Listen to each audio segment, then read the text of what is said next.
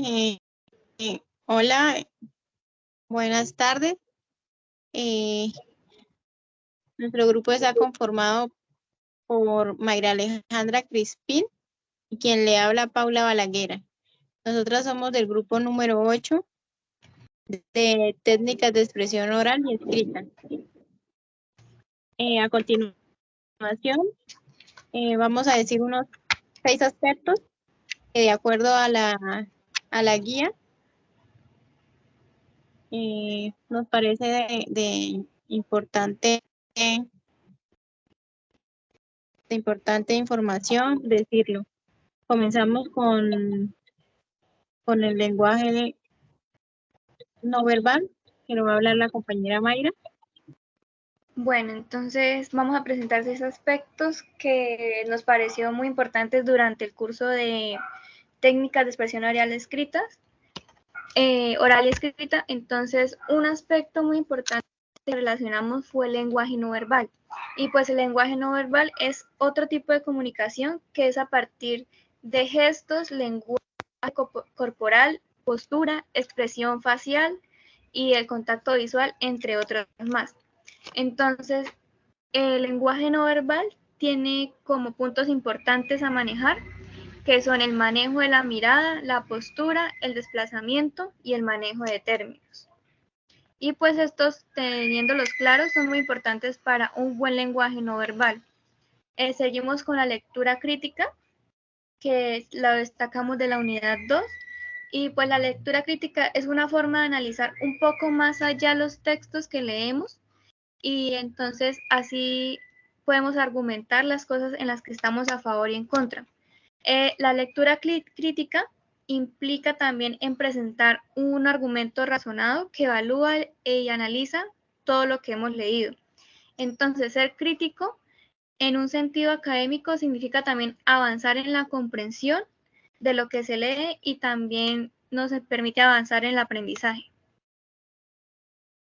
La lectura crítica en el lector provoca que se resistan a la manipulación, que sean honestos consigo mismo y con lo que aprenden, ya no presentan confusión, se separan de la confusión y basan sus juicios en pruebas, también buscan conexiones entre sujetos con lo que han leído y son intelectualmente independientes.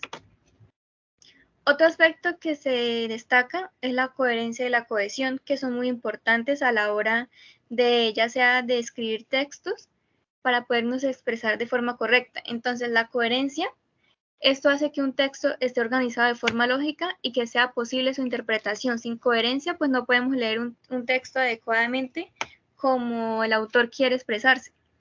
Entonces, nos ayudan a que distintas partes del texto estén relacionadas con el tema o la idea principal y pues hace que el lector pueda comprender todo con sentido. La cohesión es la conexión de diferentes palabras, oraciones y párrafos que permite que cada frase de un texto sea interpretada en relación a las otras. Entonces la cohesión hace que sigamos como el hilo de la historia o del texto o de lo que se quiera contar. Entonces también es la unión de distintas palabras, oraciones y párrafos del texto. Bueno, entonces, como vamos a destacar cada una, la importancia de la habilidad comunicativa en la psicología. Entonces, para mí, la habilidad comunicativa en la psicología es algo muy importante porque es algo que vamos a implementar a diario y también que estamos implementando actualmente a diario. Y más en el campo de la psicología, que es donde estamos en constante contacto con varias personas y nos debemos saber comunicar de forma correcta, ya sea escrita, verbal y no verbal.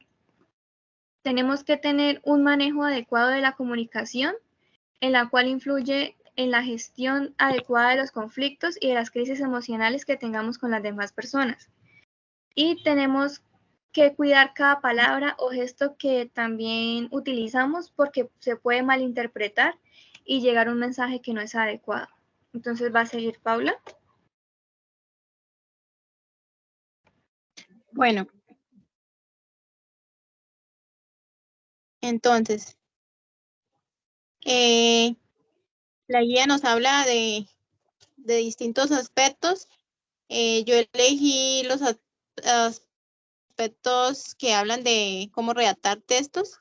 Sí, en este caso son conectores, que es la unión de los textos, de párrafos, de oraciones. Este nos ayuda también a redactar mejor. Por ejemplo, existen diferentes conectores. Están los de la causa y el efecto, que son empleados para explicar, para dar la razón, como por ejemplo, con qué, por qué. También los textos, también podemos redactar con conectores de consecuencia que se utilizan para referirse que están generando algún consecuente, ¿sí? Por ejemplo, para describir algo que está pasando a pesar de, por otra parte. También están los conectores oposición u oposición, ¿sí? Que estos indican una oposición del tema que se está redactando. Están los conectores adversivos que se refieren a algún tema, pero no están aceptados, ¿sí? Por ejemplo, como no obstante, si no, aunque. Están los conectores de adición que se utilizan para ampliar los conceptos, por ejemplo, también, además. Están también los conectores de orden que se utilizan para organizar, enumerar de forma clara. A ver por acá. Entre la guía, también, bueno, aparecen los ejemplos, quiero dejarlo más claro acá. Entonces aquí también tenemos los de oposición, que es pero, sin embargo, obstante, consecutivos, por consecuente, en consecuencia. Aquí los de adición, que es la suma o adición, ¿sí? Más también, por otra parte. Y los casual por culpa de alguna, o sea, que se refiere a alguna causa, ¿sí? A ver, de acuerdo ¿qué? A la unidad. Entonces, dice que la teoría del texto nos ayuda a redactar de manera clara, coherente y tener un buen manejo léxico de las palabras.